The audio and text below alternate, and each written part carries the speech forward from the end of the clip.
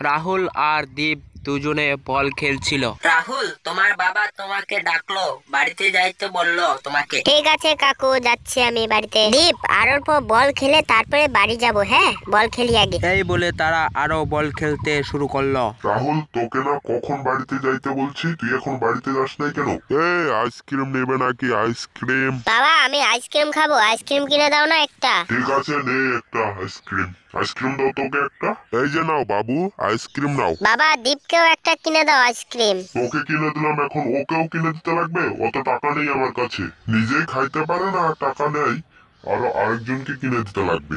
এই কথা শুনে দীপ মন খারাপ করে বাড়ির দিকে চলল।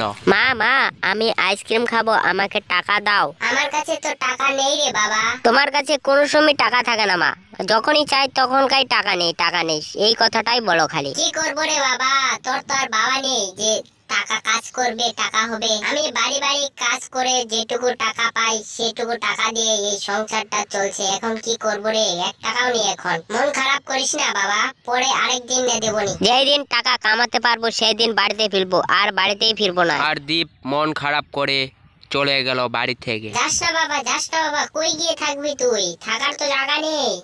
আজকে যদি আমার বাবা থাকতো তাহলে আমিও আইসক্রিম খেতে পারতাম। যাই দেখি এখন বনের দিকে যাই, কি পাই। এই বলে দীপ ঘন জঙ্গলের দিকে চলল। কিরে দীপ, এই সন্ধ্যার দিকে ঘন জঙ্গলের দিকে কই যাচ্ছিস? যাচ্ছি, এই ঘন জঙ্গলের দিকেই যাচ্ছি।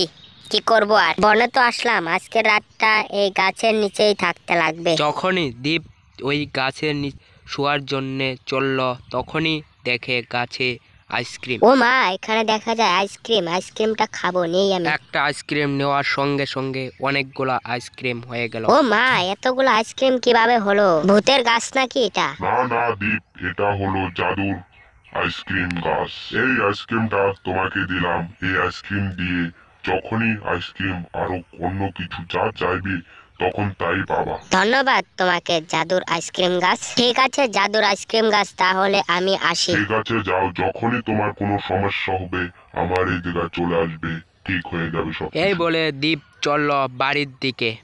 মা দেখো দেখো, তোমার জন্য কি নিয়ে এসেছি। এইটা কি নিয়ে এসেছিস রে? ওইটা দীপ, আর না খেয়ে কই চলে গেলি তুই? কখন ধরে খুঁজতেছি তোকে, খুঁজে পাচ্ছি না। ওই সব বাদ দাও মা, দেখো এটা জাদুর আইসক্রিম, যখন যা চাবা তখন তাই পাবা মা, এটা দিয়ে। কি বলিস রে, কোথা থেকে পেলি এটা? তারপর দীপ সব ঘটনা বলে খুলে ওর মাকে। তারপর তারা সুখে শান্তিতে থাকতে লাগলো, তাদের আর কোনো কষ্ট ছিল না।